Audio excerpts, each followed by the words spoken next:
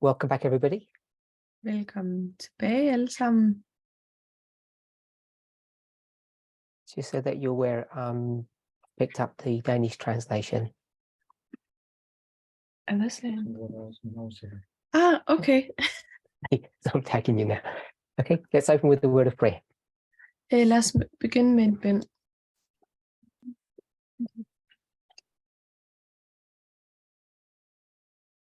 Holy God, we thank you. Hellige Gud, vi takker dig. Your goodness towards us Din godhed, is great. din godhed over for os er stor.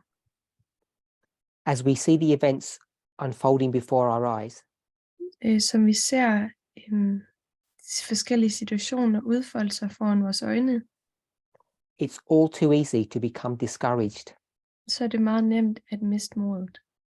to see no hope for the future. At se intet håb for fremtiden. But help us never to forget Men hjælp os til aldrig at glemme, what we already know, hvad vi allerede ved. that the great controversy will come to an end, At den store strid skal komme til en ende, and that righteousness and goodness will triumph. og at retfærdighed og godhed vil vinde. We thank you in Jesus' name. Vi takker dig i Jesu navn. Amen. Amen.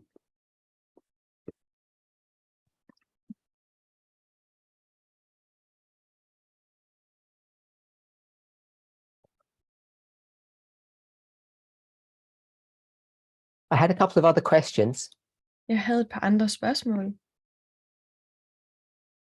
One of them is something that I've spoken about before, En af dem er noget, jeg har talt om før, which is, I guess, why the person is asking the question. hvilket jeg gætter er grunden til, at personen spørger om det. I've spoken in connection with the Sunday law, Jeg har talt i forbindelse med søndagsloven, the necessity of having the executive branch. nødvendigheden til at have den udøvende gren. What I mean by that is that to have a Sunday law dispensation, Det jeg mener er at have en søndagslovs dispensation, you're going to require a Republican executive branch. så er det nødvendigt med en republikansk udøvende gren. We already know the judiciary, the Supreme Court, is right-wing, is Republican, if I can say it that way. Vi ved allerede, at juridisk set så er det republikansk, And Congress fluctuates every 2 years, as we all know, the lower house. og vi ved, at kongressen ændrer sig årligt, hver andet år. So out of the 3 branches, one is already decided.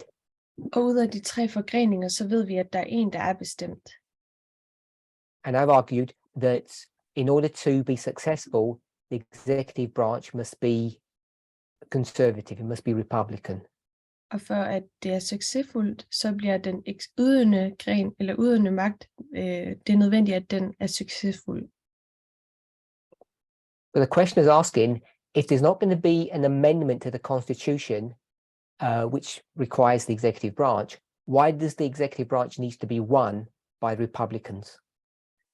Og den, som spørger det her spørgsmål, spørger om, at hvis det ikke kommer en ændring i loven, hvorfor er det så nødvendigt, at vi har den udøvende magt? This idea of the amendment of the Constitution Den her idé om ændring af grundloven, or the speaking of a nation, eller det, at en nation taler, these terms, these concepts that have been derived from Ellen White, de her begreber, termer, kommer fra Ellen White, are crude and archaic. Crude means they're not very good, and archaic means they're old-fashioned. Crude, det betyder, at det er gammeldags, og det andet ord, som han nævner, betyder, at det er lidt eller det samme. We have to take those concepts, which I still hold to, Vi bliver nødt til at tage de her koncepter, som jeg stadig holder fast i, And we have to put them in a modern or 21st century framework. Og så bliver vi nødt til at tage dem ind i nogle moderne rammer, nogle i det 21. århundrede. The questioner is reading the spirit of prophecy too literally. Den, som spørger, læser åndens profeti for bogstaveligt. When you do that, you end up being forced to make naive conclusions. Når du gør det, så er du tvunget til at lave naive konklusioner. This is not some simple story about amending the Constitution. Det er ikke en simpel historie om at forandre grundloven. This is about the systematic undoing of civil rights. Det her, det handler om den systematiske ændring af borgerrettigheder. And despite all the election gerrymandering that's going on, Og trods alle de the manipulation of the voting system, manipulationen af stemmesystemet, despite all of that, this, what we call Sunday law, trods alt det som vi kalder søndagsloven, will be ushered in under a democracy, under a democratic system. Så vil det alt blive indviet under et demokratisk system. The system may be manipulated, it may be corrupted, it may be abused. Manipulated, corrupted, abused. Systemet kan blive manipuleret, blive korrupt,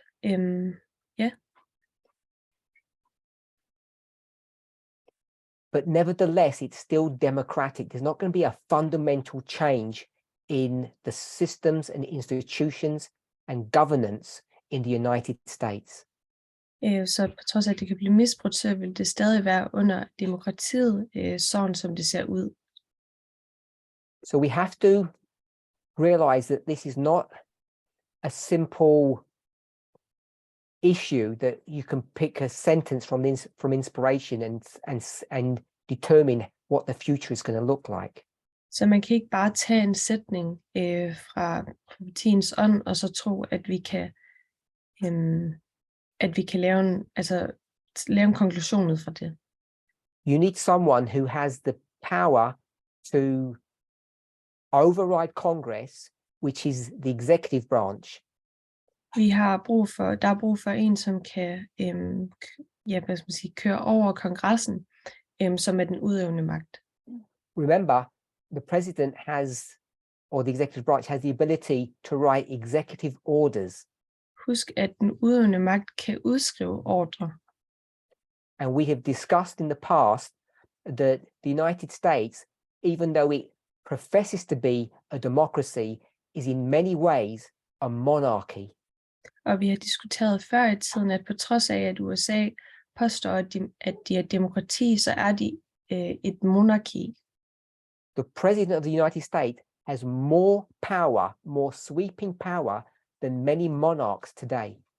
USA's præsident har mere magt end mange monarker. It verges on dictatorship in its purest form. Det er lige på randen til at være et diktatur i den reneste form. The ability of the leader of a country to forgive crimes without any justification, without any reason, is the definition of a dictatorship or a monarchy. Det at være i stand til at tilgive nogen for deres handlinger, er definitionen på, hvad et monarki er. And remember, there are no checks and balances on that power. Og husk, der er ikke nogen vægt i forhold til den magt. Another question I've received is on marriage. Et andet spørgsmål, jeg fik, omhandler ægteskab. Is marriage a civil contract, or is it a religious ceremony or a religious union? Er ægteskab en borgerlig et borgerligt dokument eller et religiøst.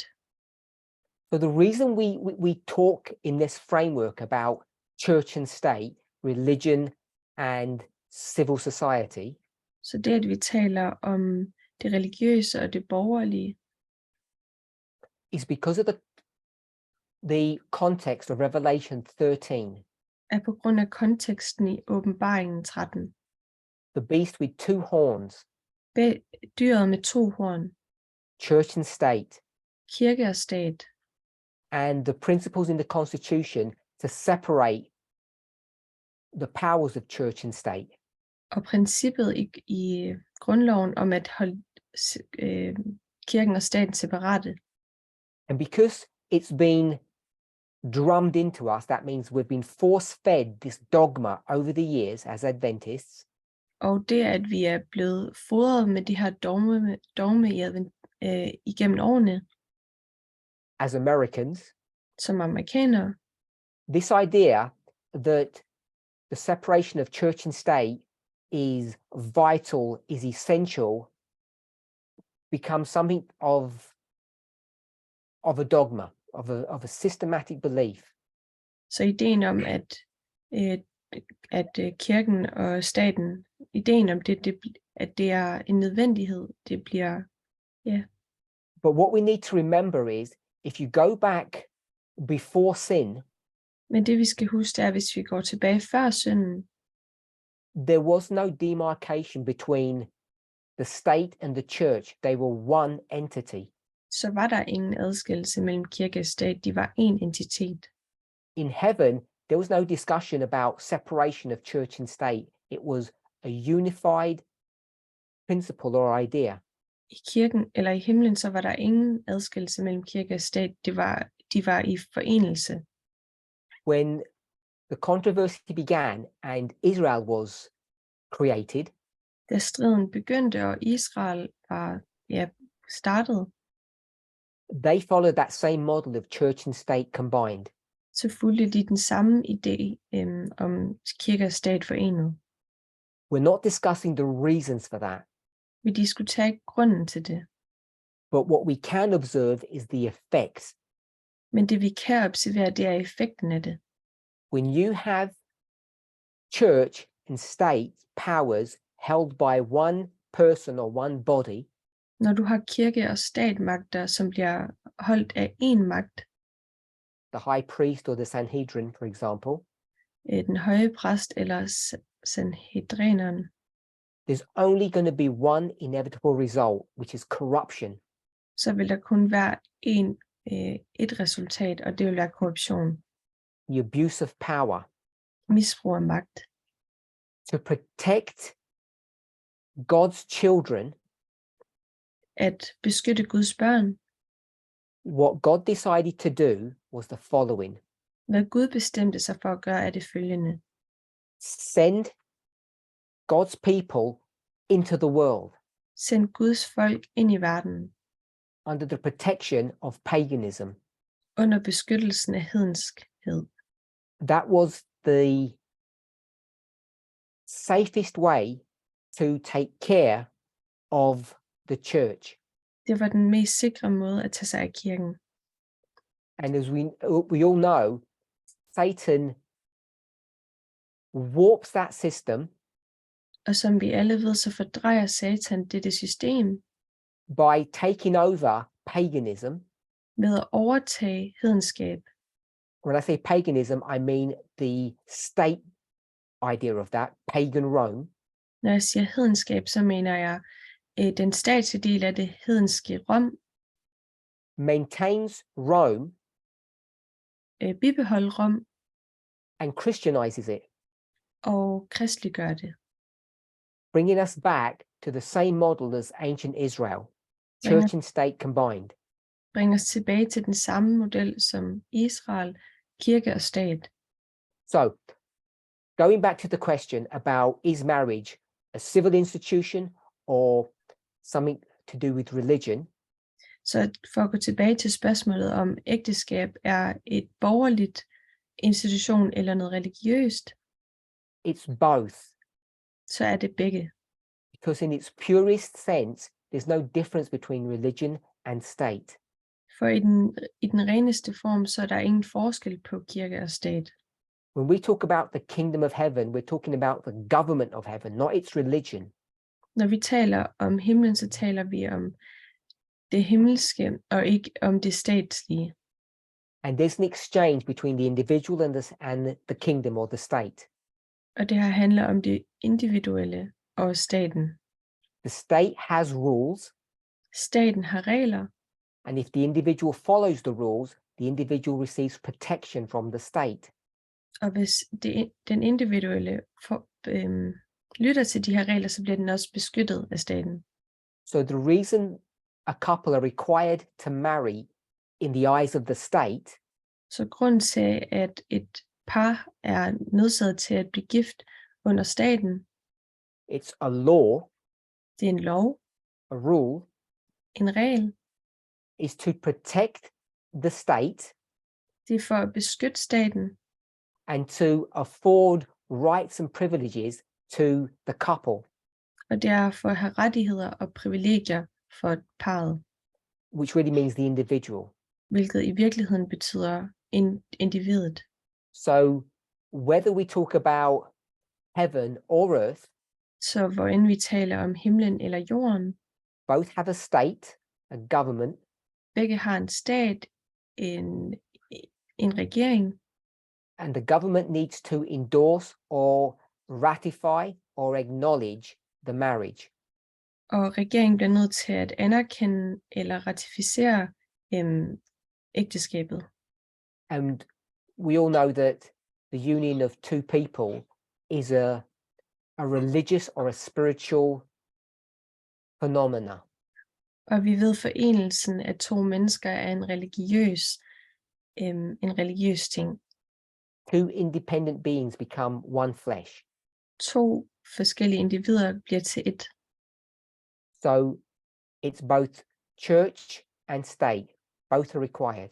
Så det er både kirke og stat. Begge er nødvendige.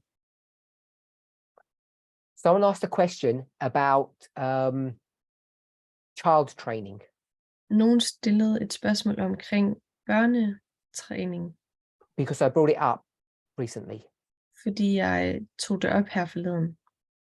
And without going into the details of the question, Og uden at gå i detalje med spørgsmålet, it's based upon a premise that, as the Bible in the King James says, using the rod or beating a child så er det baseret på noget, som står i King James version af Bibelen i forhold til en pind at slå et barn, has some legitimacy, has some efficacy. om det er legitimt. And the questioner frames it in the sense of a certain time frame or age group for children where it becomes useful or effective. Og personen taler om det i forhold til en bestemt aldersgruppe, hvor det er effektivt. So again, this is one of those archaic ideas Så det her, det er en af de her former for idéer, gammeldags idéer, that we have picked up on because there's a verse in the Bible on this, som vi har taget med os, fordi der er et bibelsk vers om det, and it's abused. og det bliver misbrugt. Most civil societies in the world, De fleste civile samfund i verden, the ones that are civilized, if I can say it that way, dem som er civiliseret, hvis jeg kan sige det på den måde, recognize that it's abuse to inflict physical pain or harm upon another human being. anerkender, at det er misbrug at udøve fysisk smerte på et andet menneske. This is nothing but ageism. Det her, det er ikke andet end aldersrige. Ageism? Sådan, Ageism is when we treat people of different age differently because of their age. det her ord, som han siger, ageism, det er, når vi behandler folk forskelligt baseret på deres alder. Often when we think of ageism, we think about mistreating older people. Når vi taler om det her ageism, så handler det om, at hvordan vi behandler ældre mennesker. But ageism works the other way around. How we younger people differently. Men aldersdiskrimination virker også den anden vej rundt i forhold til nogen, der er yngre end os. And all the arguments that are used to beat children Og alle de argumenter, der er for at slå børn, are the same arguments that men use to physically abuse women. er de samme, som mænd de bruger for at fysisk misbruge kvinder. Because the whole system that we have in the world, Fordi det hele systemet, som vi har i verden, we'll just call it evolutionary biology, vi kalder det bare evolutionært biologi, is based upon the premise that men and women are fundamentally different. det er baseret på, at mænd og kvinder fundamentalt er forskellige. And so in some shape or form, women are weaker, Så i en eller anden form, så er kvinder svagere. which is the same arguments that adults use in order to beat or smack children. Hvilket er det samme argument, som forældre bruger, når de slår deres børn. That you can't reason with a child, so you should shake it or smack it. Så det, at du ikke kan tænke sammen med et barn, det gør, at du så bliver nødt til at slå det. Or shout at it. Eller råbe af det. And that same principle, those same ideas are brought into adult relationships. Og de her samme idéer, de bliver bragt ind i voksne forhold. So I hope that answers those questions. Så jeg håber, at det her det besvarer det spørgsmål. I did have some other questions, but I'm not going to answer those. Jeg havde også nogle andre spørgsmål, men dem har jeg ikke tænkt mig at besvare.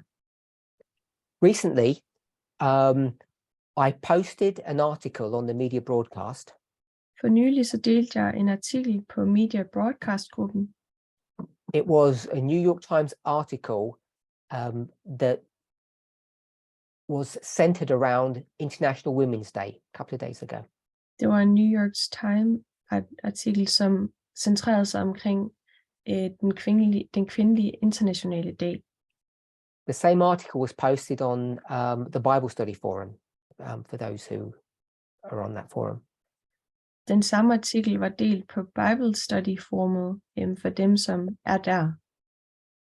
The second part of the title is called Avoiding the Patriarchy Trap. Den anden del af titlen hedder Undgå patriarkiets fælde. So the problem is, Så problemet er, the vast majority of us cannot avoid the patriarchy trap. er You just can't avoid it. at størstedelen af os kan ikke undgå patriarkiets fælde. Vi kan bare ikke undgå det. You will be ensnared in the trap. Du vil blive fanget i fælden. I just want to read a small segment from that article. Jeg vil bare læse et lille segment fra artiklen. And it's my hope that everybody has already read it, so you should be familiar with it. Så det er mit håb, at alle allerede har læst den, så du er bekendt med den. This is about a third of the way into the article. Det her det er cirka en tredjedel hen i artiklen. Question. Spørgsmål. Why is gender inequality so persistent? Hvorfor er kønsdiskrimination så gængst? The most obvious explanation is personal prejudice. Den mest åbenbare forklaring er fordomme. Too many people still believe that women should restrict their lives. Alt for mange mener, at kvinder de bliver nødt til at forhindre sig ting i deres liv. Restrict their lives to unpaid work in the home. Forholde sig til ubetalt arbejde i hjemmet. And that people undervalue traits that are seen as feminine. Og det at folk de underminerer de karaktertræk, som bliver set som feminine. And that men are uncomfortable with women in power. Og det at mænd er ubehageligt tilpas med kvinder, som har magt. So there are three things that are spoken there. Så der er tre ting, som bliver nævnt der. there are these 3 personal prejudices. Der er de her 3 personlige fordomme. Women should stay at home. Kvinder, de bør være i hjemmet. Feminine characteristics, or those things that are attributed to women, are weak. Feminin karaktertræk, eller det, som bliver tildelt til kvinder, bliver set som svagt. And it's not good to have women in positions of power. Og det er ikke godt at have kvinder i magtpositioner. The author then goes on, remember this is an opinion piece, it's not news. Så fortælleren fortsætter, husk at det her, det er en opinion. And when anybody gives their opinion, it's subject to criticism or critique. Og når nogen de giver deres mening, så åbner det døren for kritik. So you may not agree with everything that is being said here. Så du er måske ikke enig med alt det, der bliver sagt her. The author says, those 3 things are undoubtedly part of the story. Forfatteren siger, at de her 3 ting er en del af historien. I say those 3 things, but it's all about personal prejudice. That is part of the story. People are prejudiced. Jeg siger de her 3 ting, men det er fordomme. Ja. Men are prejudiced against women, for sure. Mænd er fordomsfulde over for kvinder, det er helt sikkert. But it misses the bigger systemic pattern. Men den ser ikke det større systemiske mønster. Finished? So prejudice is only part of the story, but it's not the main part. Så fordom er kun en del af historien, det er ikke det centrale. There's an overarching problem. Der er et overordnet problem. And the author believes it's the following. Og forfatteren tror, at det er det følgende.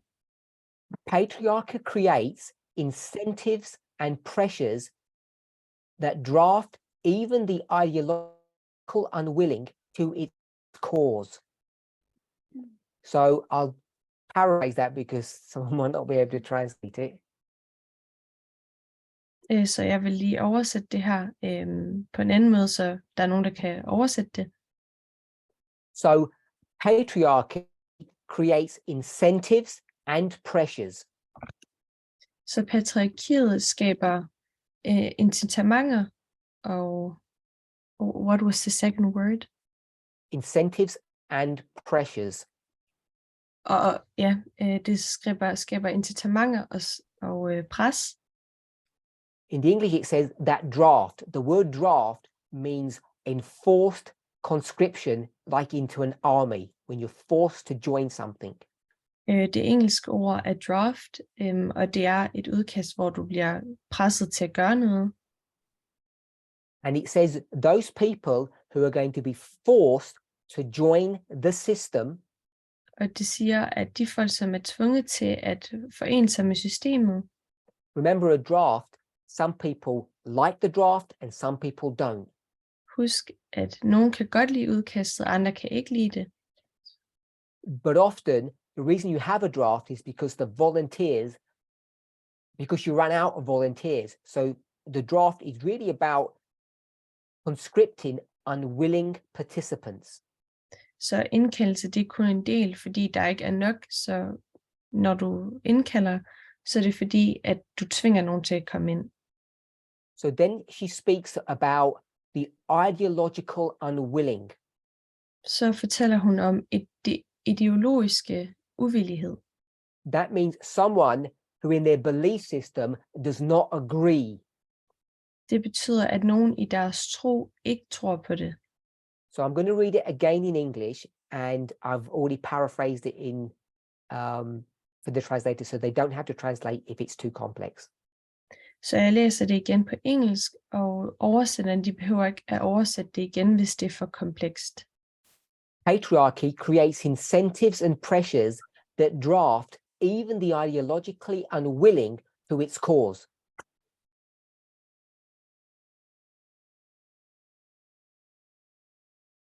So, even if you don't like patriarchy, så selvom du ikke kan lide patriarkiet, there will be incentives, that means like a bribe. så vil det være incitamenter, og det vil sige, at man snyder nogen. There will be pressure Der vil være pres, that will force even those who don't believe in patriarchy to participate in it. det vil skabe et pres, som vil få dem, som ikke engang tror på patriarkiet, til at tro på det. And when it says the unwilling, Og når den taler om uvillighed, that's not just women, that's even men. så er det ikke kun kvinder, så er det også mænd. Men and women who don't believe, who are opposed to patriarchy, are forced or bribed into participating into it. Så det er selv mænd og kvinder, som ikke tror på det, de vil blive presset gennem snyderi til at deltage i det. And I think we need to really understand that problem, that issue, Og jeg tror virkelig, vi bliver nødt til at forstå det problem. because many of us believe that we have now extricated ourselves, we have got out of that system, and we are now free. Fordi mange af os tror, at vi har trukket os ud af det her system, at vi nu er frie. That we're not prejudiced any longer. At vi ikke længere er fordomsfulde. That we don't have racism or nationalism or ageism or sexism in our thinking. At vi ikke har racisme, nationalisme, aldersdiskrimination og sexisme i vores...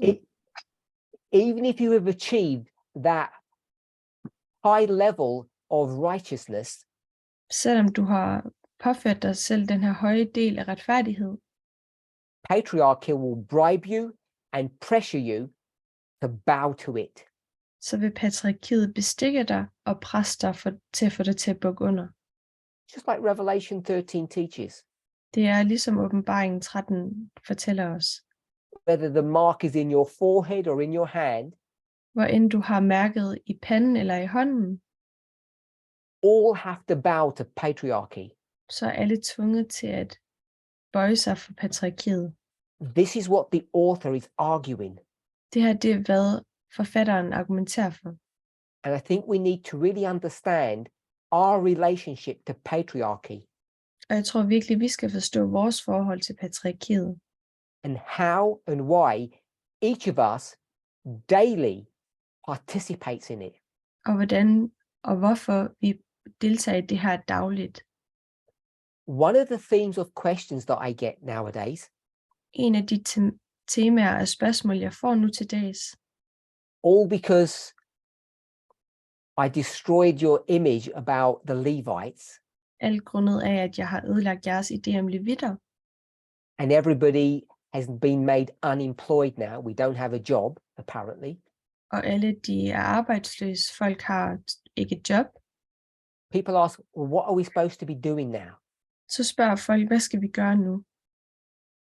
If you spend all of your day Hvis du tilbragt hele din dag 24/7 meditating, 24/7 mediterende, being mindful, være mindful, having a life of prayer have et liv med bøn on this issue, på det her emne, that you would continually examine yourself and see, recognize and understand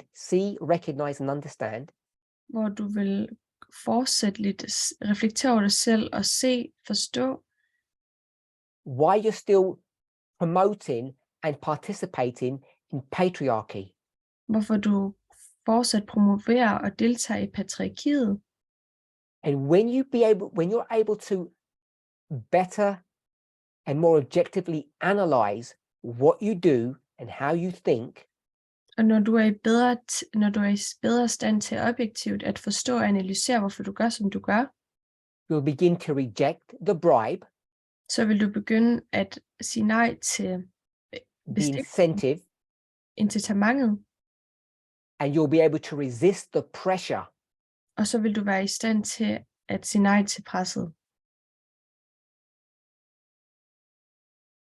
Depending on what day it is, Afhængigt af hvilken dag det er, I have two thoughts. så har jeg 2 tanker. One, we do not believe that this is a serious issue. Et er, at vi ikke tror på, at det her det er et seriøst problem, that equality is not the message of the hour, at lighed er ikke timens besked, and that leads to a Laodicean condition. og det leder til en laodikæisk tilstand. Or I have a completely different thought.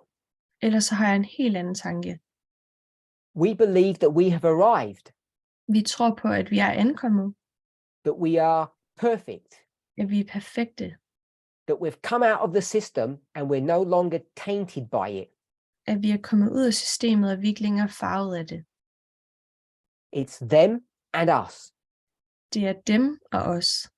The poor them, the poor women, De stakkels dem, de stakkels kvinder, the bad them, the bad men. de slemme dem, de slemme mænd, But we're not part of that. men vi er ikke en del af det.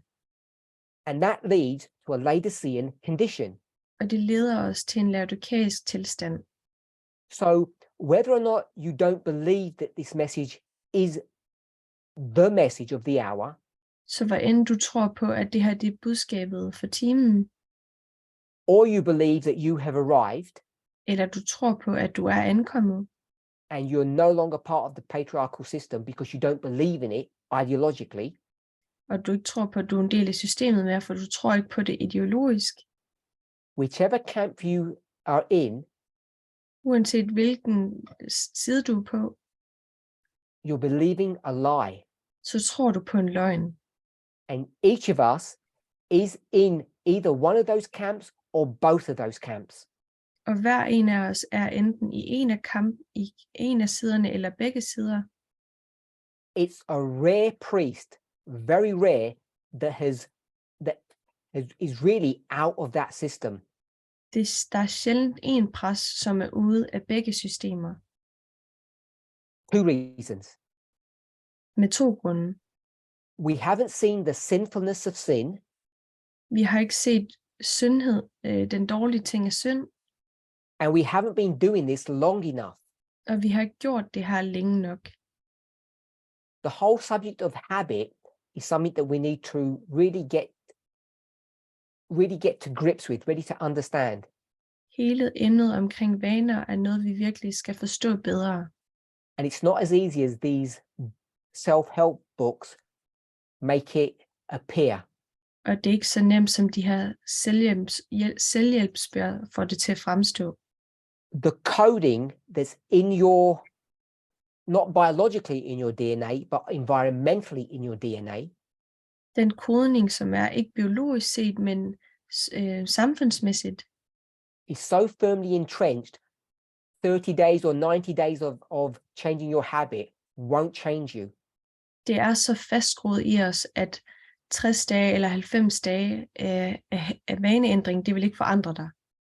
It's so deeply embedded in us, it's very difficult to eradicate. Det er så dybt i os, at det er meget svært at fjerne det. So she makes another really important point, I think. Så hun laver en anden meget vigtig pointe, mener jeg. What's good about this article is that she uses parabolic methodology to explain her point. Det gode ved den her artikel er, at hun bruger lignelseslære til at forklare det. She discusses how a man and a female enter into a work relationship Hun diskuterer, hvordan en mand og en kvinde de indgår i et arbejdsforhold, which morphs into a romantic relationship som forandrer sig ind til et romantisk forhold, and into a codependency. og ind til et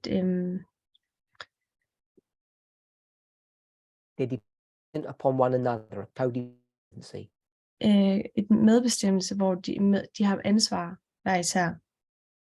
And despite them trying, or her trying, Og trods det, at de prøver, at hun prøver, and in his own way, him trying, og ham på hans egen måde prøver, they enter into a patriarchal relationship så indgår de i et patriarkalsk forhold, because they're incentivized to do it, and there are pressures that force it upon them. fordi at de bliver opfordret til at gøre det, og de er tvunget til at gøre det. And I like this point now. Og jeg kan godt lide den her pointe. Feminism and the release from patriarchal norms can benefit younger generations. Feminisme og opgør mod patriarkalske normer kan være til gavn for fremtidige generationer. So there's a straight acknowledgement that young people can come out of patriarchy. It can happen for them. Så der er den her anerkendelse med, at unge mennesker, de kan godt blive befriet fra patriarkiet. But, Men, and it's a big but, og det er et stort men, because it affects many of us in this movement. for det påvirker mange af os i den her bevægelse. Because it depends how you define what young is. Det handler om, hvordan du definerer, hvad det vil sige at være ung. But for the generation of women caught in between, Men for generationen af kvinder, som er fanget midt imellem, in the middle, i midten, this is to do with how long they've been in the system, basically their age. det handler om, hvor længe de har været i systemet, praktisk talt deres alder. This transformation from patriarchy to feminism Den her transformation fra patriarki til feminisme, this transformation may represent genuine personal tragedy. den her transformation vil siger at være oprigtig transformerende tragedie. This is the 21st century prophet Det her det er en 21. århundrede profet, repeating the words of Christ. som gentager Kristus ord. What do you think I came for? Hvad tror du, jeg kom for? To bring peace? For at bringe fred? No, I came to bring a sword. Nej, jeg kom for at medbringe et sværd. To separate familial relationships. For at adskille familiære forhold. Parents against children. Brothers against sisters. Forældre mod børn, brødre mod søstre. The disintegration of the family unit. Desintegrationen af familieenheder. That's what the gospel does. Det er, hvad budskabet gør. It doesn't bring peace, it brings tragedy. Det bringer ikke fred, det bringer tragedie. And that's what she's speaking about. You go from patriarchy to feminism. Det er det, hun taler om. Du går fra patriarkiet til feminisme. From sin to righteousness. Fra synd til retfærdighed. And what it creates is not peace and freedom. Og hvad det skaber er ikke fred og frihed. It can do for the younger ones to a degree. Det kan det for de yngre til en vis grad. But for those women caught in between. Men for de kvinder, som er fanget i midten. The transformation from sin to righteousness. Transformationen fra synd til retfærdighed. Doesn't bring happiness or peace or joy. Det bringer ikke glæde eller frihed eller ja. What we would call the fruit of the spirit. Det som vi vil kalde åndens frugt. No, it brings personal tragedy. Nej, det bringer personlig tragedie. And I think we need to realize that. Og jeg tror, vi har brug for at indse det. We'll say it another way. Lad os sige det på en anden måde. In more religious terms. I mere religiøse termer.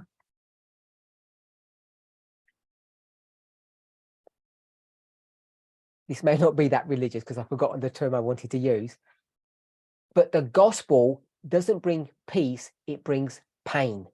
Det er måske ikke så religiøst, for jeg glemte termet, men religion, eller det religiøse bringer ikke, det bringer smerte. Reading on. Fortsætter med at læse. So it's going to represent genuine personal tragedy. Så det starter med at repræsentere personlig tragedie. Since or because they have paid the heavy price of an earlier patriarchal bargain. Siden at de har betalt noget større,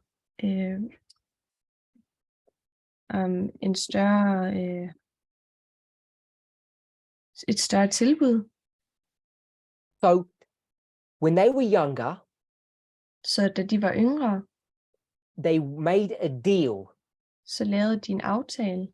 we can say with a man, Vi kan sige med en mand, but it's not just with a man. men det er ikke kun med en mand. They made a deal, these women, when they were younger, they made a deal with the system. De her kvinder, de lavede en aftale med systemet, da de var yngre. The system bribed them, the system pressurized them. Systemet bestikkede dem, systemet snød dem, And pressede dem. they essentially were forced to comply. Og det blev essentielt, hvor de blev nødt til at lytte. So they paid a heavy price before. Så de betalte en tung del før, When they went into an agreement or an alliance, or they struck a deal with patriarchy. da de indgik i et fællesskab og betalte med den her aftale med patriarkiet.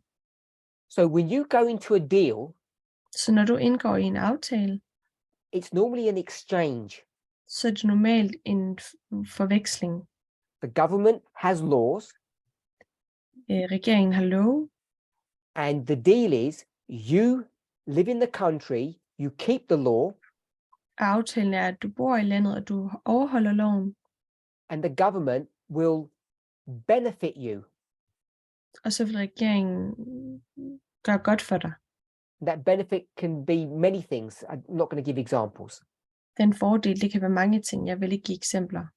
So there's an exchange, Så der er en forveksling, and that exchange means you have to give up something in order to receive something. og den udveksling, det er, hvor du bliver nødt til at opgive noget for at modtage noget. In English, we call this give and take. På engelsk siger vi give og tage. Some people might call it compromise. Nogen vil kalde det kompromis. The problem is, Problemet er, these women in the middle who are older than the younger ones, de her kvinder, som er i midten, som er ældre end de yngre, who struck a deal with patriarchy when they were young, som lavede en aftale med patriarkiet, da de var yngre. they were bribed, they were pressurized to make that deal. De blev bestikket og presset til at lave den her aftale. They were promised something. De blev lovet noget. It says, these women caught in the middle are not able to cash in, that means receive the benefit, on its promised benefits. Der står, at de her kvinder, de kan ikke tage de her fordele, som de blev lovet i den her aftale. So it's like a marketing campaign. Så det er som en form for marketingkampagne. Patriarchy said, if you bow down to my system, you follow me, Patriarkiet siger, at hvis du bukker under for mit system og følger mig, and they have a glossy brochure when they do their little talk, og de har en rigtig fin brochure, når de taler, you'll be able to get all these benefits, du vil være i stand til at få alle de her fordele. but it's all a lie, Men det er alt sammen en løgn. because these women caught in the middle Fordi de her kvinder, som er fanget i midten, have been waiting and waiting to receive the benefits, de har ventet og ventet på at modtage de her fordele, to cash in on the promissory note, for at få uddelt i forhold til det ønske, det løfte, der har været, and they got nothing, og de fik ingenting. because the system will not allow you to cash in to receive the benefits. Fordi systemet vil ikke tillade, at du indvier, for at du kan få fordelene. And this is the result Og det what her, we're about to read. det er resultatet, det som vi kommer til at læse. And this may surprise you Og det her, det vil måske overraske dig, if you're younger. hvis du er yngre.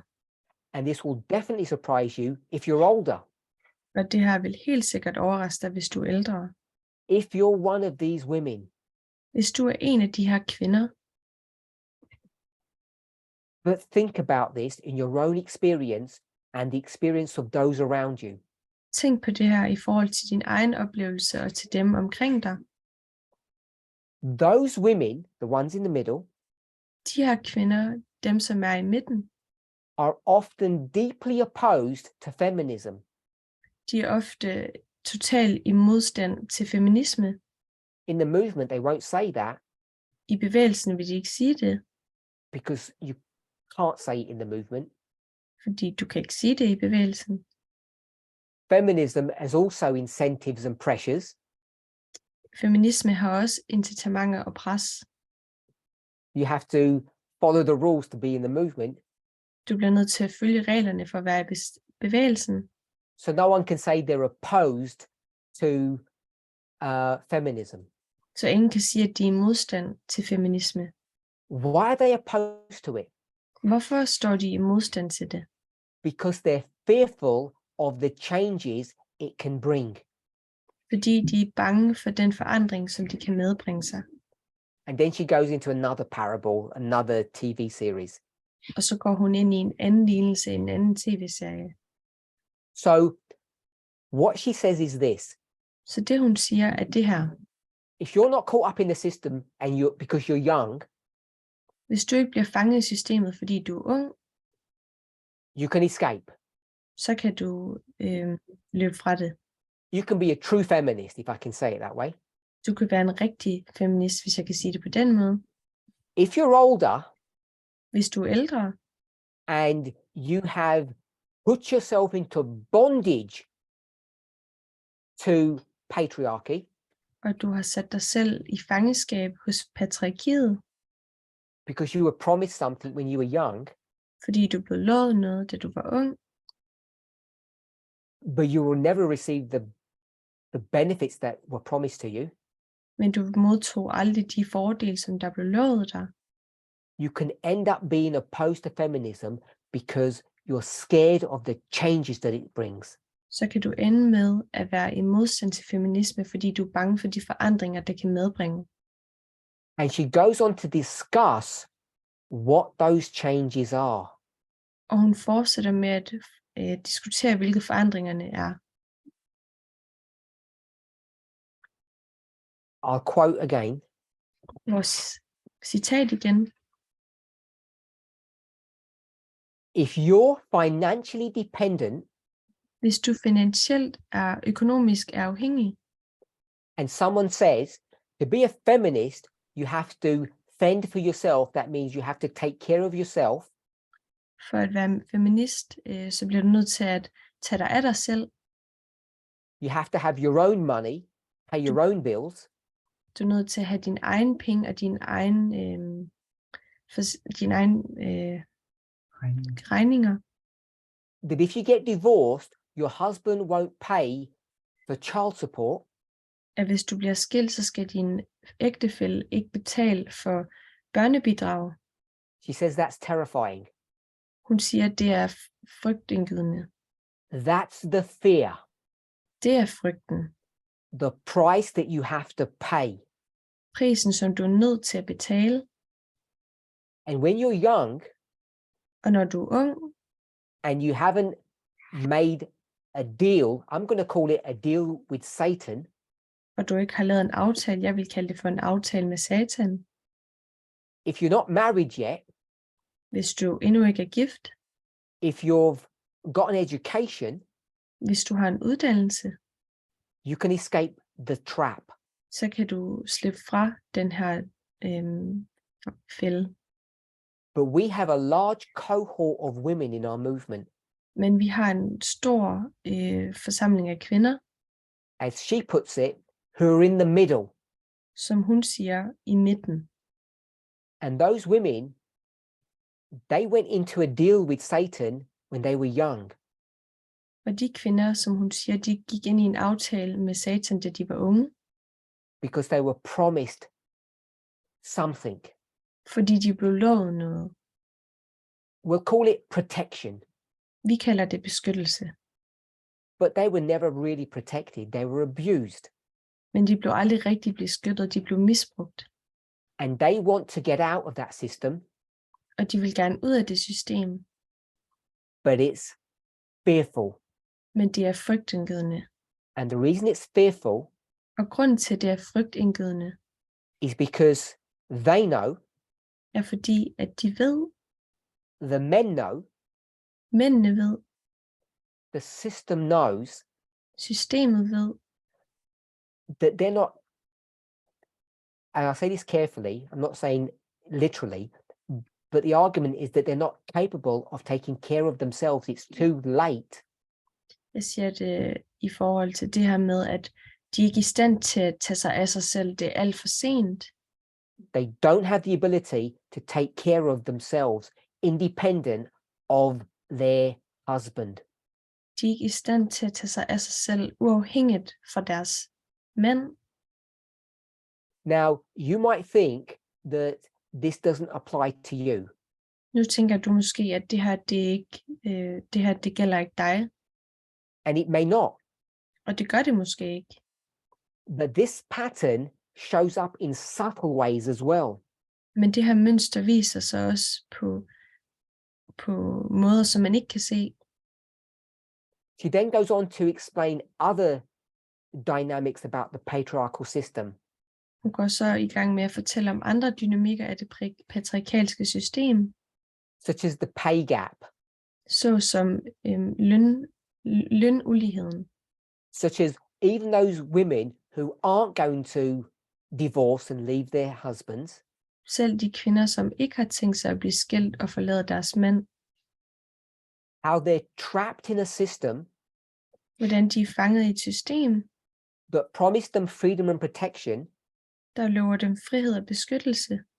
But actually gave them bondage and slavery. Men som i virkeligheden gav dem fangenskab og slaveri. You all know the stories and the statistics. I kender alle historierne i statistikkerne. Women work in full-time jobs, plus doing the vast majority of the household work. Kvinder, som arbejder fuldtidsjobs og tager størstedelen af arbejdet i hjemmet. And the burden of childcare falls upon their shoulders. Og byrden om at tage sig af sine børn falder på deres skuldre.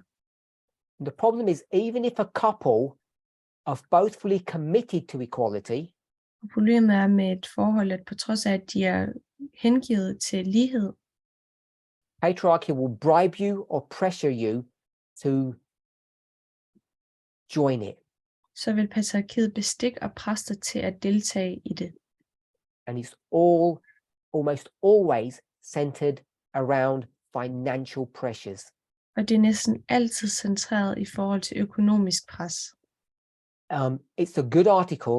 I recommend that you not just read it, but meditate upon some of the thoughts and ideas that are in here. Det er en rigtig god artikel. Jeg vil anbefale, at I læser den, men også mediterer over det, der står heri. I want to switch to another article now. Jeg vil ændre det til en anden artikel nu. And this one I sent earlier to the translator, so you've had an opportunity to translate it. Og det her det er en artikel, som jeg sendte til oversætterne tidligere, så de havde mulighed for at oversætte den. So this one is a UK newspaper, The Guardian. Det her det er en storbritannisk artikel fra The Guardian. The title is, Who Made You King of Everything? Titlen er, Hvem har gjort dig til konge over alt? I like that title. Jeg kan godt lide den her titel. For various reasons, but one of them is the following. For mange grunde, men der er en af dem, så det er det følgende. Not only Americans, but we, the people, Ikke kun amerikanere, men også folket, hold the United States as a virtuous nation, the epitome of righteousness. ser på USA som den her retfærdige nation, den her retfærdige øverste ting, The glory of the world. jordens herlighed. But we've already discussed in today's presentation what's at the core of their institutional systems. Men vi har allerede diskuteret i dag, hvad der er det centrale i deres system. The question that we could all legitimately ask, Spørgsmålet, som vi alle legitimt kan spørge om to the president, til præsidenten, whichever president it is, hvem end præsidenten er, who made you a king of everything? hvem har gjort dig til kongen af alting? And the answer is, Og svaret er, We the people, Også folket. the American people made that individual a king. Det amerikanske folk gjorde det her individ til kongen. They haven't had a queen yet. De har ikke haft en dronning endnu. The point I want to make, Pointen, som jeg vil lave, however virtuous we might think the United States is or isn't, hvor end retfærdigt vi tænker, at USA er, eller ej, it's a kingship. så er det et kongerige. Now, if you trace back from the roots of the United States all the way through, Hvis man kigger helt tilbage på rødderne for USA og tilbage, maybe we'd pick it up in the 16th century, thereabouts. hvis vi starter i det 16. århundrede deromkring, How did we get to where we are now? hvordan kom vi til der, hvor vi er i dag? That we have a king. At vi har en konge, And depending on how you would want to argue this, that king is not only the king of the United States, that person is the king of the world. og afhængigt af, hvordan du vil argumentere for det, så er det ikke bare kongen af USA, men kongen af hele verden. How did that happen? Hvordan skete det? Was it some people behind closed doors, some clever white men scheming and planning to make themselves a king? Hvordan skete det her? Var det nogle hvide mænd, som var bag et lukket døre, som lavede deres skematier for, at det kunne foregå? Planer for, at det kunne foregå. I hope none of us believe that conspiracy. Jeg håber, at der er ingen af os, som tror på den konspiration. Because we already have inspiration telling us how it happened. For vi har allerede inspiration, som fortæller os, hvordan det skete. How the people created a government of the people by the people. Hvordan at der blev skabt en regering fra folket til folket. What we would hope would be a system based on equality and fairness. Hvilket vi håbede på vil være et system, som er bygget på lighed og retfærdighed. This teary-eyed high calling that Americans have about anybody can become a president. Den her øjenvidende budskab om, at alle kan blive præsident. And what they don't tell you is that what they created was a system that pumps out kings every 4 years. Og det, som de ikke fortæller, det er, at de laver et system, som pumper konger ud hver 4. år. And the reason why that's important to understand Og grunden til, at det er vigtigt at forstå, this article that I'm speaking about, den her artikel, som jeg taler om, and we've only just spoken about the title, og vi har lige talt om titlen. I haven't posted on the media broadcast, Jeg har postet den på Media Broadcast, but the article is really an interview of an author, a book author. men artiklen er i virkeligheden et interview med en forfatter, en bogforfatter, And I've posted the book on the media broadcast. og jeg har også postet bogen på Media Broadcast. So I want to tie these things together. Så jeg vil forbinde de her ting. One of the major premises that the author has, En af de største præmisser, som forfatteren har, Angela Sani, Angela Sani, she's a British journalist, hun er en britisk journalist, and her work is really dealing with the subject of patriarchy. og hendes arbejde omhandler virkelig hele emnet omkring patriarkiet. Feminism, if you like. Feminisme, hvis du vil. And her core argument, Og hendes centrale argument, I hope you already understand and know what it is, jeg håber, I alle sammen ved og forstår, hvad det er, because I've used a parable of the United States to explain it. for jeg har brugt en lignelseslære omkring USA for at forklare det. We'll read in a minute how the interview goes and what she says. Jeg vil læse det om et minut, så vi kan gå ind og forstå, hvad hun siger. Americans, amerikanere, what did they want to do? hvad er det, de vil gøre? They wanted to get away from a system that controlled them, De vil gerne væk fra et system, som kontrollerer dem. that said, we have rules, laws that you will obey. For vi har regler og love, som I skal overholde. But you can have no part in the making of those laws or the benefits of that society. Men I må ikke deltage i udøvelsen af de her love og de fordele, der er fra det. Because you Americans are slaves. Fordi I amerikanere er slaver. They didn't call them slaves.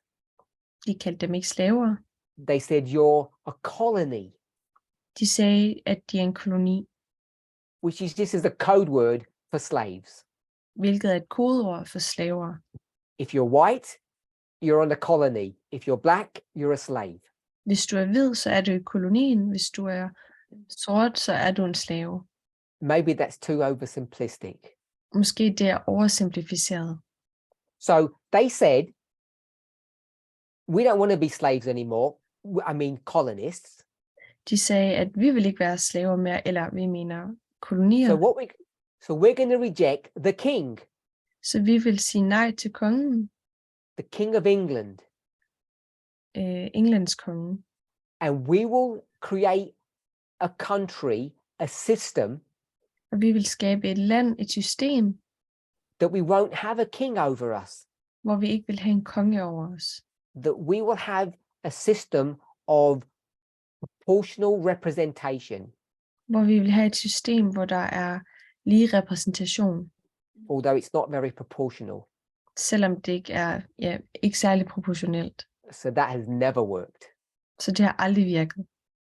And so this idea is born. Government of the people, that means the government comes from the people. Så der er den her idé om regeringen, som er regeringen for folket og til folket, By the people. fra folket. The people put the government into power. Folket har puttet regeringen i magt.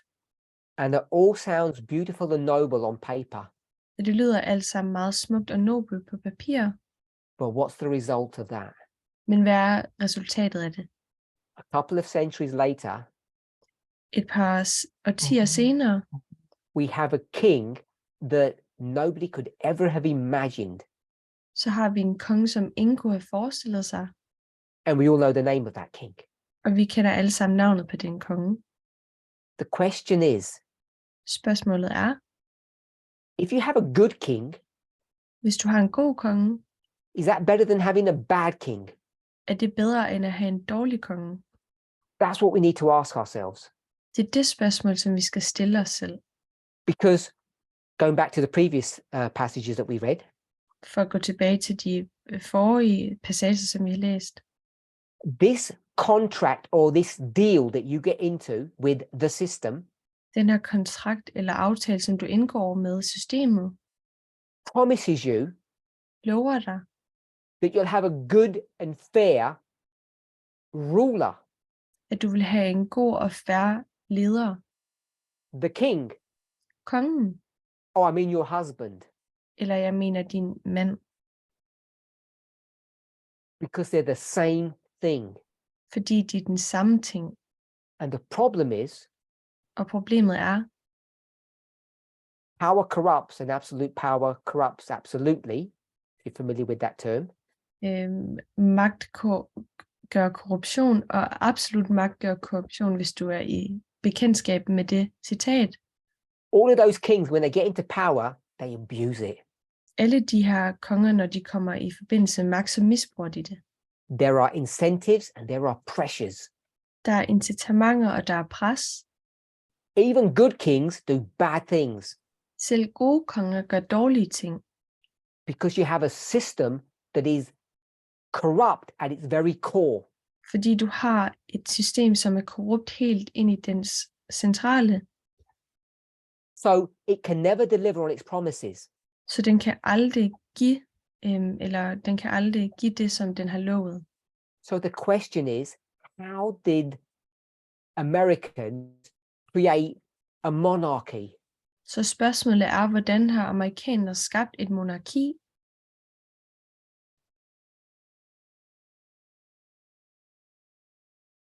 We all know the answer to this. Vi kender alle sammen svaret på det her. It was a mistake. Det var en fejl. It was an unanticipated consequence Det var en uventet konsekvens, that had the best intentions, but it went wrong. som havde de bedste intentioner, men det endte forkert. Could they have done something different? Kunne de have gjort noget anderledes? We don't have time to discuss that. Det har vi ikke tid til at diskutere. But the point I want us to see Men pointen, som jeg gerne vil have, vi ser in the parable of the United States i lignelsen om USA, is that it was an unintended consequence to have a king at det var en ikke meningen konsekvens af en konge, to have a monarchy at have et monarki in the very creation of a democracy. i selve skabelsen af et demokrati. And I think each of us would be hard pressed to create a system that wouldn't end up at the same place. Og jeg tror, at vi vil have svært ved at skabe et system, som ikke vil ende på samme måde. So if what happened in the United States, which is a patriarchal system of government, Så hvis det, som skete i USA, som er et patriarkalsk regering, som skete der, and we realize that that was done unintentionally, og vi forstår, at det skete uintentionelt, it's a consequence of human relationships, if I can put it that way, at det er en konsekvens af menneskelige relationer, hvis jeg kan sige det på den måde, then we know that patriarchy, as we understand it, patriarchal system, så ved vi, at patriarkiet, det patriarkalske system, is not a conspiracy ikke er en konspiration created by men skabt af mænd against women. mod kvinder. It's not a premeditated thing Det er ikke en ting, der er lavet på forhånd, in a way that many of the uninitiated can be led to believe. som mange af os, som ikke troede på det, altså vi tror ikke på, at det er sådan, det skete. And I want to make an important point. Og jeg vil gerne lave en vigtig pointe. I think it's important. Jeg mener, det er vigtigt.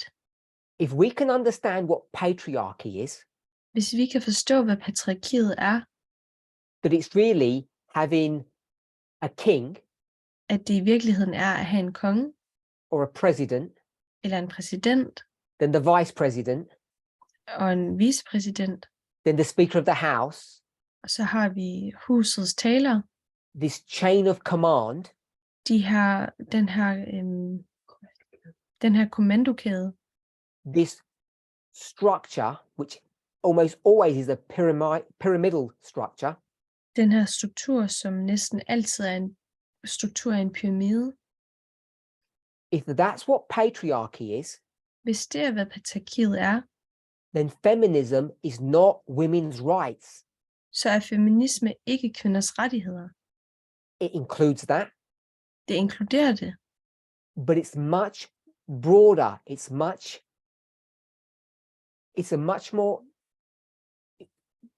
much more important issue than just women's rights.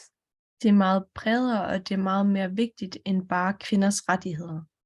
It's a system of governance Det er et system med en regering, that is built upon diametrically opposed principles. som er bygget på modsættelige principper, Diametrically opposed to the patriarchal system of hierarchy. som er modsat til de principper, som er i et patriarkalsk system, hvor der er et hierarki. And what makes this difficult? Og det, som gør det svært, This is the problem that the French had and the Americans. og det her det er et problem, som både de franske og de amerikanske havde, Is that in the creation of a society that is meant to be equal, at i skabelsen af et samfund, som burde være lige, you end up creating a system that is basically hierarchical. så ender du med at skabe et system, som praktisk talt er hierarkisk. Because when you start trying to work out the details of organization, Fordi når du prøver at udarbejde de her detaljer omkring organisation, and giving people jobs in that structure, og giver folk jobs i den her struktur, that structure, what we call the revolution, den struktur, som vi kalder revolutionen, but we might want to call feminism, men vi måske gerne vil kalde feminisme, it's too easy to create a hierarchical system, which is a patriarchal system. så er det meget nemt at skabe et hierarkisk system, som er et patriarkalt system. And feminism is much more than just having women in power over men. Og feminisme er meget mere end at have kvinder i magten over mænd. Just as much as the patriarchal system is more than men having power over women. Lige så vel som det patriarkalske system er mere end blot mænd, som har magt over kvinder. Because part of the patriarchal system For en del af det patriarkalske system is that strong men have power over weak men, er, at stærke mænd har magt over svage mænd, and white men have power over black men. og at hvide mænd har magt over mørke mænd. And young people abuse older people. Og So go ahead. og unge mennesker misbruger ældre mennesker. I'm speaking about children when they abuse their elderly parents. Jeg taler om børn, som misbruger deres ældre forældre.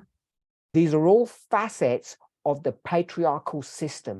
Det her, det er alle facetter af det patriarkalske system.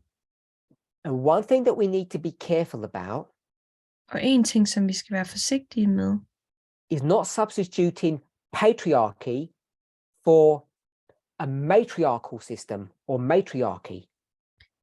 det er, at vi skal være forsigtige med, at vi ikke bytter et patriarkalt system ud med et matriarkalt system. Because that would be the same as just having a female president. For det vil være det samme som at have en kvindelig præsident. And we might think that having female leaders of government is good. Og vi tænker måske, at det at have kvindelige ledere er en god ting. And I'm not saying it's bad. Og jeg siger ikke, at det er dårligt. Good to have women in positions of power. Det er godt at have kvinder i positioner af magt.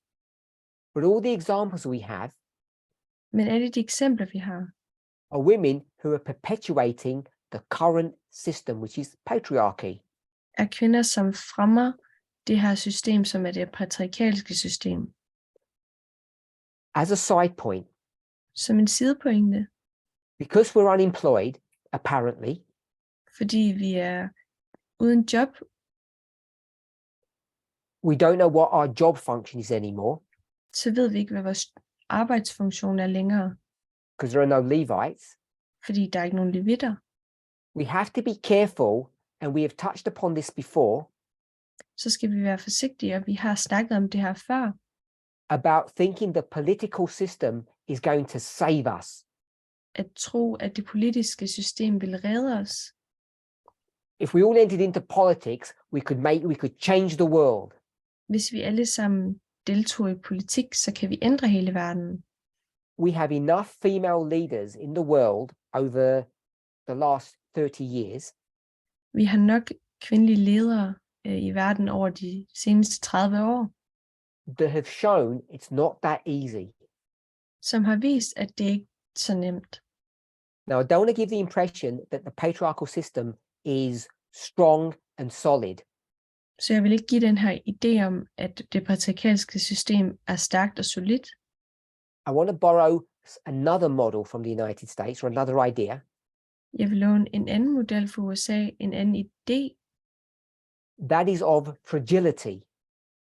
og det er om skrøbelighed. What do Americans in government keep on telling the world?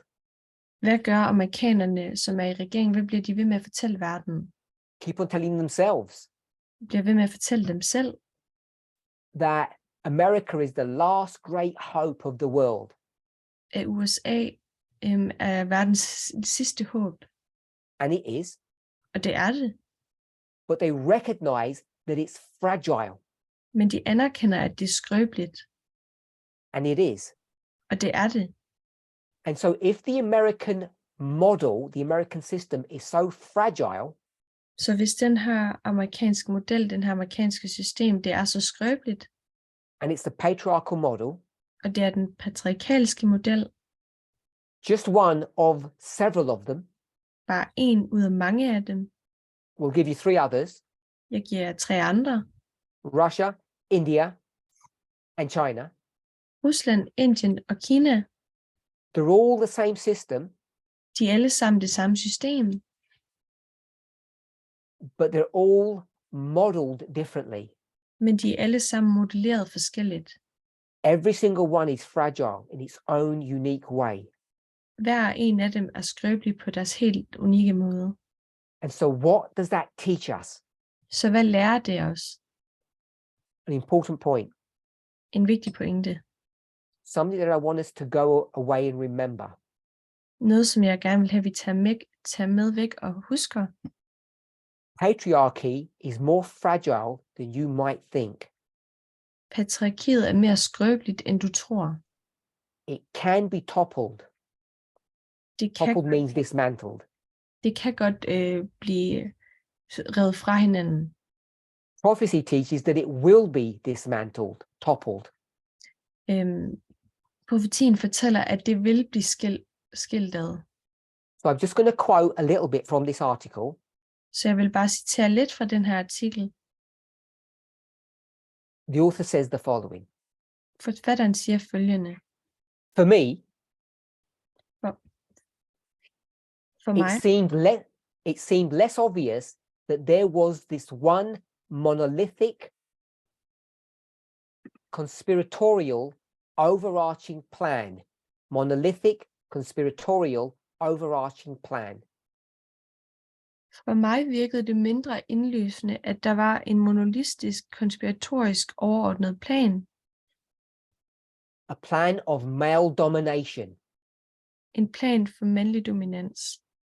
That somehow just swept the world in a very homogeneous or uniformed way. Der på en eller anden måde bare fejrede verden på en meget homogen måde. She says, Siger hun, it became clearer og det blev mere klart, that there were different patriarchies, which means patriarchal systems, that took different forms in different times and places around the world. og det blev mere klart, at der var forskellige patriarkater, som er forskellige patriarkalske systemer, der tog forskellige former i forskellige tider og steder rundt om i verden. And I've addressed this point before, but in a different format, in a different guise. Og jeg har adresseret det her før, men på en anden måde i en anden form. So there isn't this group of men coming together Så der er ikke den her gruppe af mænd, som kommer sammen, who made a plan som lavede en plan 5,500 years ago 5.500 år siden, that says we're going to create the patriarchal system and oppress women. som sagde, at vi vil skabe det her patriarkalske system, som vil presse kvinder under. And we're going to have a uniform template that everybody will follow. Og vi vil have en ensartet skabelon, som alle vil følge. The patriarchy will be homogeneous. It will be the same everywhere across the world. Patriarkiet vil være homogen, det vil være det samme alle steder i verden. This author, after doing diligent research, Den her forfatter, efter at have gjort dybdegående forskning, says no. siger nej. What became clear as she looked at the evidence Hvad der blev klart, så snart hun kiggede på evidensen, that there were different patriarchies, at der var forskellige patriarkier, different forms, forskellige former, different times, forskellige tider, different places. forskellige områder. This you may not agree with. Det her, det er du måske ikke enig i. She says, Hun siger, patriarchy is not something that men did to women. patriarkiet er ikke noget, som mænd har gjort mod kvinder At some point in history, på et tidspunkt i historien. but patriarchy is Men patriarkiet er a fragile system whose continuation or perpetuation we all participate in every day. Men patriarkiet er et skrøbeligt system, hvis opretholdelse vi alle deltager i hver eneste dag. Men didn't come together and say, let's create a system that oppresses women. Mænd kom ikke sammen og sagde, lad os skabe et system, som underminerer kvinder At some point back in history somewhere. på et eller andet tidspunkt i historien.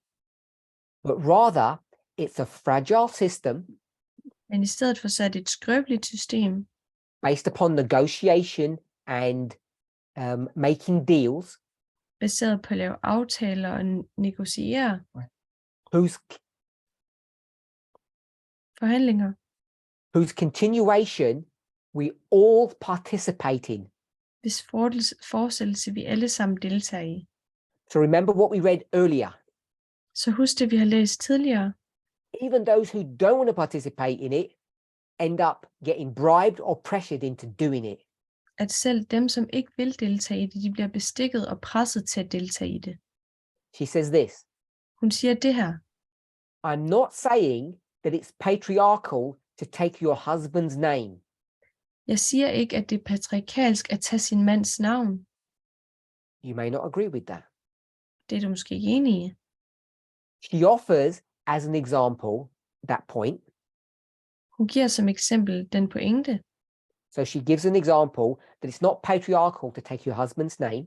Så hun giver det her eksempel med, at det ikke er patriarkalsk at tage sin mands navn. But this is how, she doesn't say it's good. Men det her, hun siger ikke, at det er dårligt eller godt. She explains it this way. Hun forklarer det på den her måde. This is one example. Men det her, det er et eksempel. Now quoting. Nu citerer jeg. But that is one of the mundane ways, the boring ways, Det her er en af de banale måder, de kedelige måder, in which these systems stay alive. hvorpå disse systemer holdes i live. And there are thousands, if not millions of them, Og der er tusindvis af dem, hvis ikke millioner, in cultures all over the world. i kulturer over hele verden. There are a couple of points I want to tie together as we close now. Der er nogle få pointer, som jeg gerne vil fortælle om, nu hvor vi lukker. Slut af. Patriarchy is not a conspiracy that men invented against women.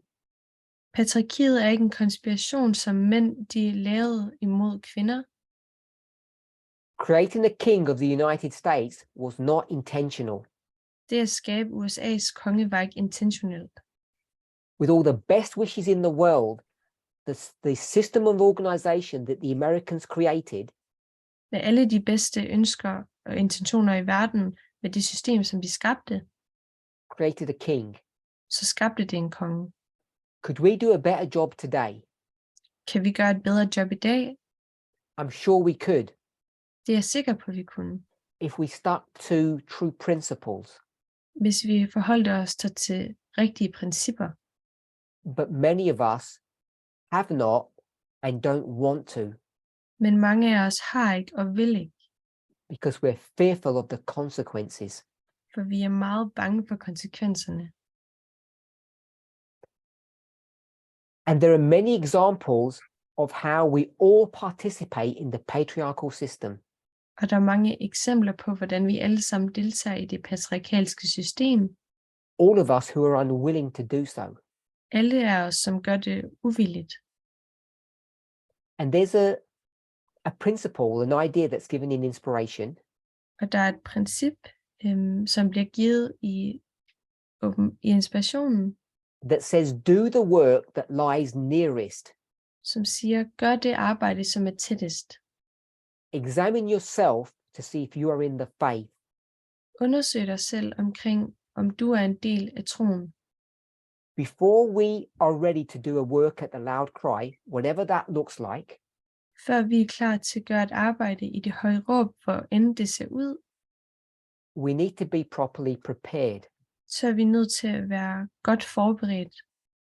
And I'm suggesting that the vast majority of us, if not all of us, are not prepared. Og jeg vil foreslå, at den største del af os, hvis ikke alle, ikke er klar. We're all participating in the system Vi deltager alle sammen i systemet, because we like to or because we're forced to. fordi vi godt kan lide det, eller fordi vi er presset til det. And too many of us are not prepared to pay the price Og mange af os ikke klar til at betale prisen, that the gospel demands of us. som evangeliet forlanger af os. Let's close with prayer. Lad os afslutte med bøn.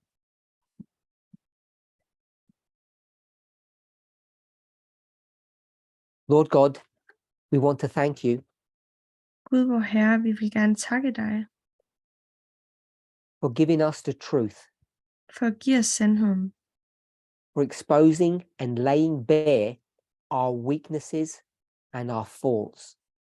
for at oplyse vores fejl og vores forkerte ting. You consistently show us our weaknesses and our mistakes. Du fortsætter med at vise os vores svagheder og vores fejl, Because you love us. fordi du elsker os. May each of us take up a work of examining ourselves, Må vi hver især optage et arbejde, hvor vi undersøger os selv, to understand how we are participating and supporting this wrong system. hvor vi ser, hvordan vi deltager i det her forkerte system, As we consider the glorious United States, når vi kigger på det herlige USA, help us to see how they made mistakes. så hjælp os til at se, hvordan de lavede fejl, So in our individual and our corporate lives, så hvor vi i vores individuelle og liv sammen med andre, we don't repeat the mistakes. at vi ikke gentager de her fejl. I pray for every member bowed before you, Jeg beder for hver eneste medlem, som bøjer sig foran dig, especially for those women især for de her kvinder in our movement i vores bevægelse, who have been cheated, manipulated and abused som er blevet snydt og manipuleret og misbrugt by the men that claimed and bribed them that they would take care of them. af de mænd, som påstod og bestikkede dem til at tro, at de ville tage sig af dem.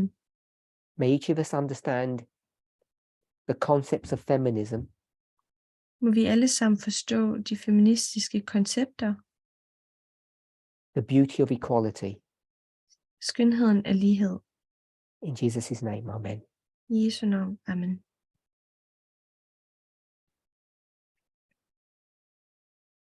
I want to thank everybody, Jeg vil gerne takke alle sammen, and that brings our Sabbath meetings to an end.